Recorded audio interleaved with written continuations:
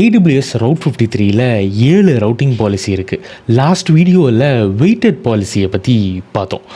இந்த வீடியோவில் most used route 53 policy, அதாவது ஃபெயில் ஓவர் பாலிசியை பற்றி பார்க்க போகிறோம். அதை பார்க்குறதுக்கு முன்னாடி என்னை ஃபாலோ பண்ண மறக்காதீங்க. இந்த மாதிரி டீப்பரான கண்டென்ட்டு நிறையா என்னோட ப்ராட்காஸ்ட் சேனலில் போஸ்ட் பண்ணுவேன். மறக்காமல் செக் அவுட் பண்ணி பாருங்கள். ஒரு ஃபெயில் ஓவர் பாலிசிக்கு 2 விஷயம் முக்கியமாக கான்ஃபிகர் பண்ணும்.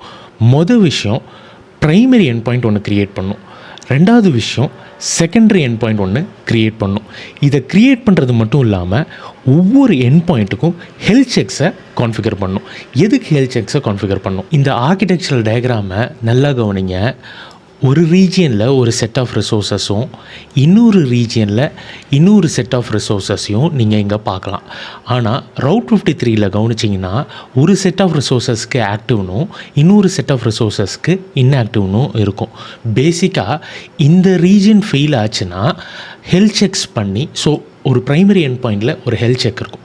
அந்த ஹெல்த் செக் ஃபெயில் ஆகும்போது செகண்டரி எண்ட் பாயிண்ட்டுக்கு சீம்லெஸ்ஸாக ஃபெயில் ஓவர் பண்ணுறதுக்கு நம்ம இந்த ஃபெயில் ஓவர் ரவுட்டிங் பாலிசியை யூஸ் பண்ணுறோம்.